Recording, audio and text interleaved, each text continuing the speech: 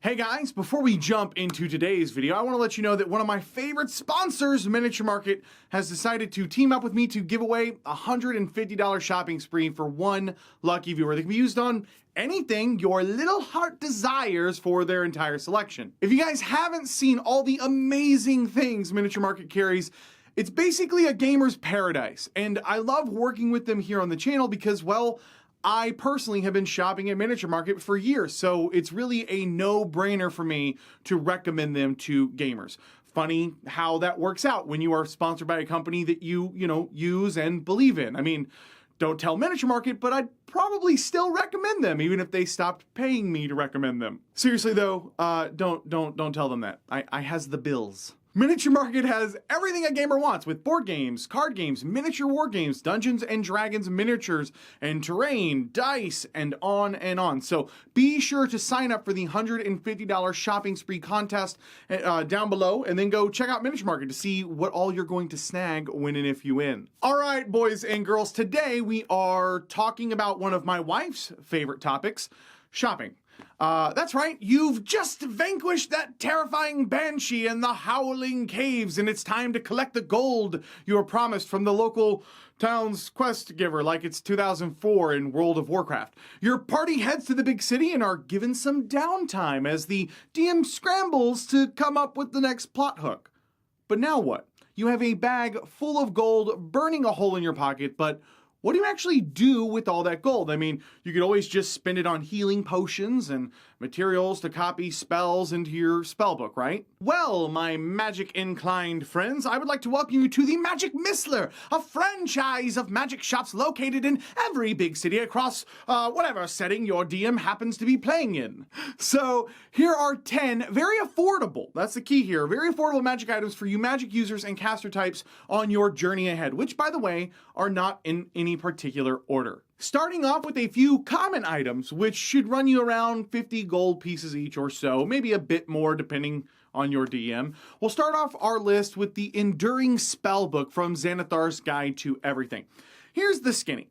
While this is not the most glamorous or even the most useful item on this list, if you're a wizard who happens to have one of those DMs, the kind who wouldn't think twice about ruining your spellbook with a few water elementals, this is a very affordable and practical item to pick up with just a bit of pocket change. This is a spellbook that will not be damaged by either fire or water, and as long as you keep it away from thieves, disintegration rays, and gelatinous cubes probably, you should be able to have this little investment make it all the way through the end of your campaign, even if you guys go all the way to level 20. Moving on to number 2 on our list is another simple, common magic item that, again, will keep rules lawyering DMs off your case if you're a Bard, Druid, Paladin, Eldritch Knight, Warlock, Blade Singer. Basically, if you're playing a class that likes to cast spells and still stab stuff, the Ruby of the War Mage. Here's the deal. Depending on your DM, this is either the best 50 gold you will ever spend,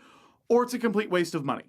If your DMing group likes to really play rules as written with encumbrance and spell components, you might end up in a situation where you cannot cast a spell without dropping or sheathing your weapon unless you have this little baby. The downside is that it does require attunement, and honestly, that's pretty rough.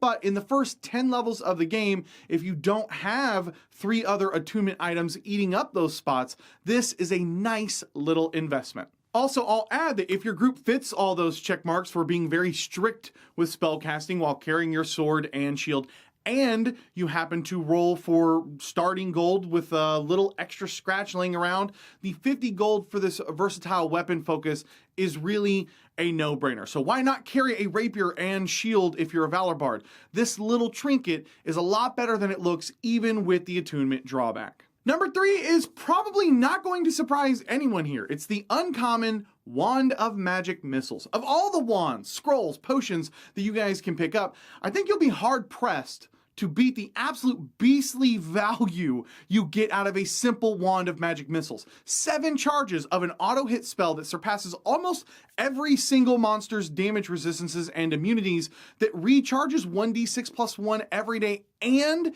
that you can ramp up with charges to cast it at a higher spell slot.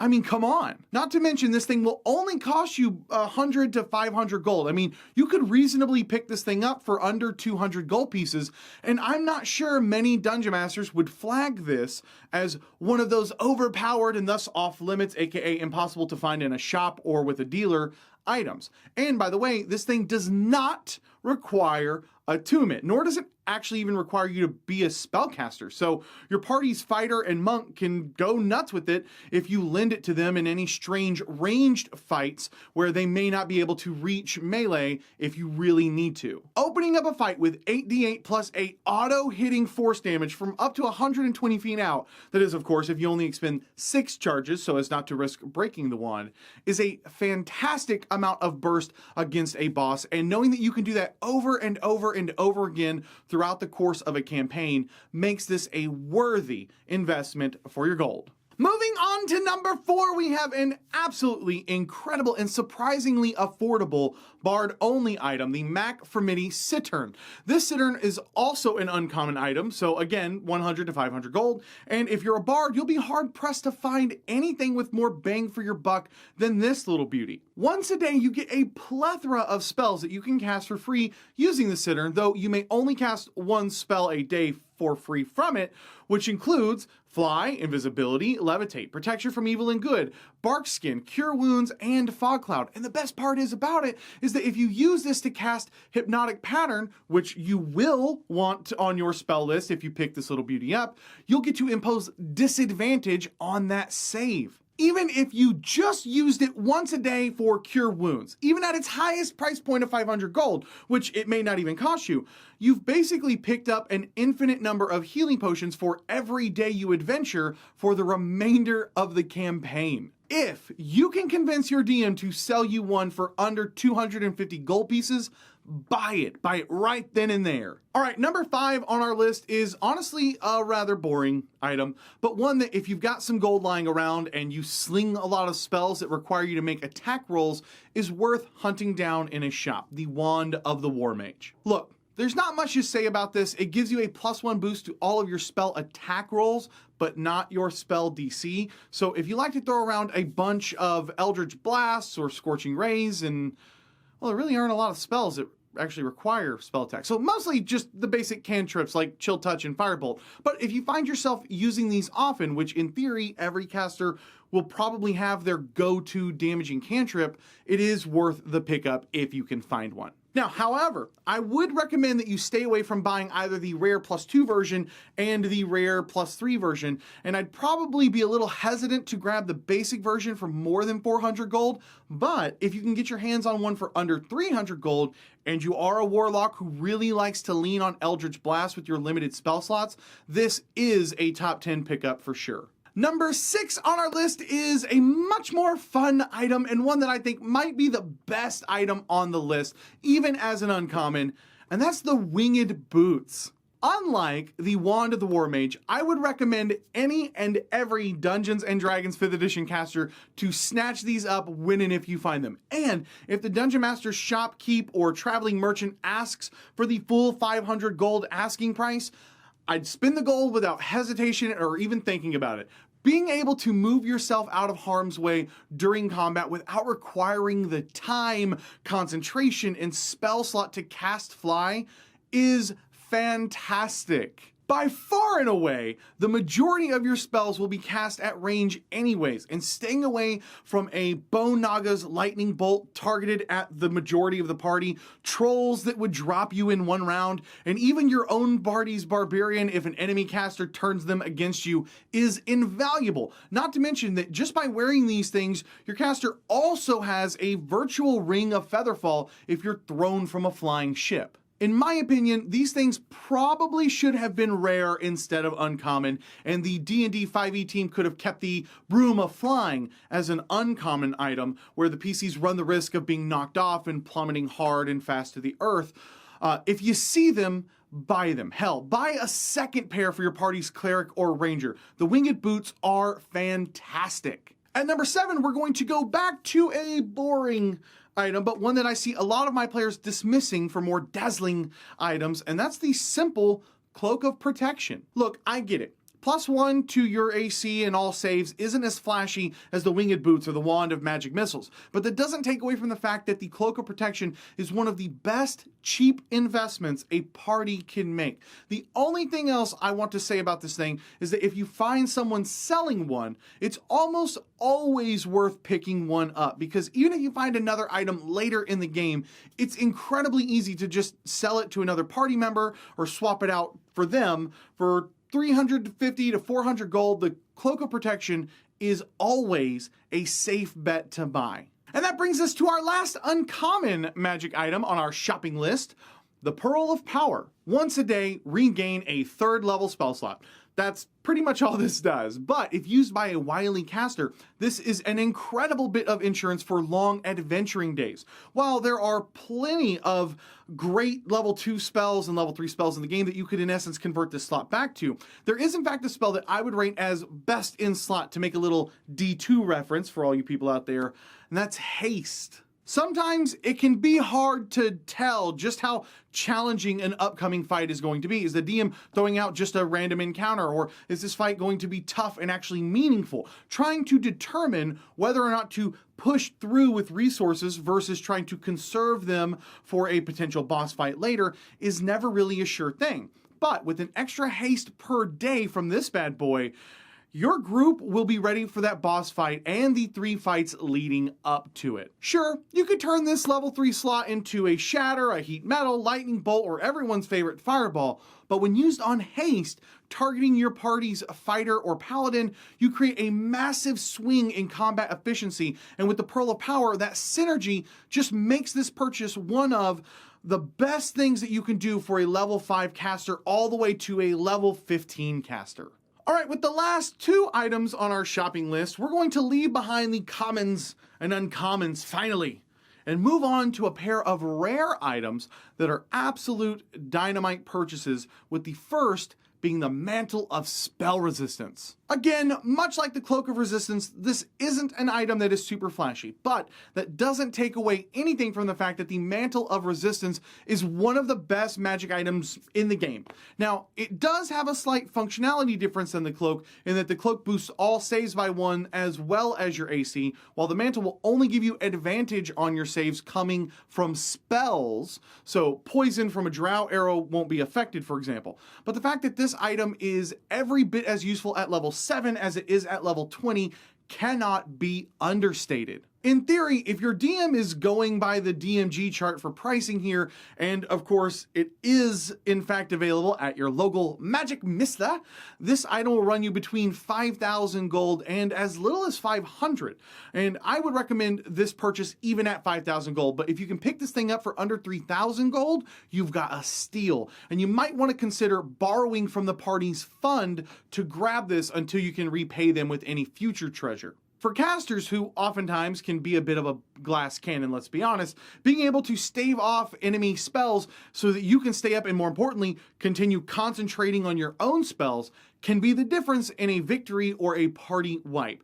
And because of that, the Mantle of Resistance is one of the best ways that you can spend your gold if given the chance. And finally, we have our last item on our shopping list, and probably the most fun item for players to use, the Wand of Binding. This wand is what you call a bomb. The Wand of Binding comes with 7 charges and regains 1d6 plus 1 each day, and requires attunement by any caster. It has 2 functions, allowing the wielder to cast a hold monster spell for 5 charges, or a hold person for 2. And it has a killer feature that lets you spend a charge, and as a reaction, you gain an advantage on saving throws to avoid being paralyzed or restrained, or a charge to get advantage on escaping any grapple. I love this item for so many reasons. It gives all clerics and druids access to hold person and hold monster now, instead of just a few select archetypes of those. The escape functionality is better than you might think. It's flexible based on the type of enemy you might be facing, and most importantly, its 2 spell DCs are not 15 like other rare wands, aka the Wand of Fireball, but rather the save is a massive DC 17.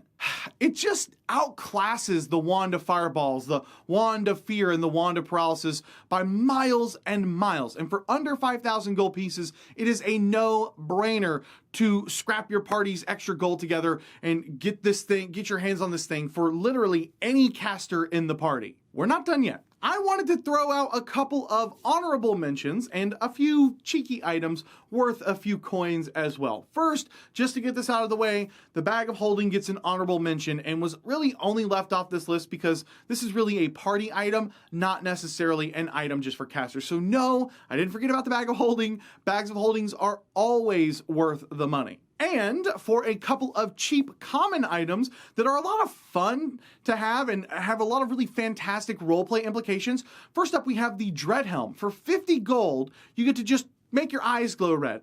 And there's no attunement. Yes, please. I would love to have my thaumaturgy and illusion casting bard walking into a goblin warren with evil glowing red eyes demanding fealty.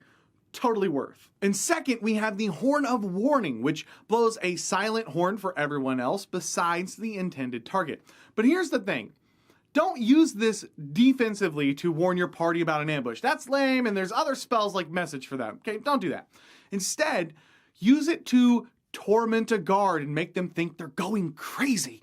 Have the party stalk a thug outside of a thieves hideout, and while he tries to figure out what the hell that weird horn sound is, his fellow guard will look at him like he's going absolutely bananas. Sprinkle in a few message spells every day that a demon has come to collect on an old family promise turned curse for a week, and then on the 8th day, when the horn only sounds once, his soul will be ripped out unless he does exactly what the voice tells him to.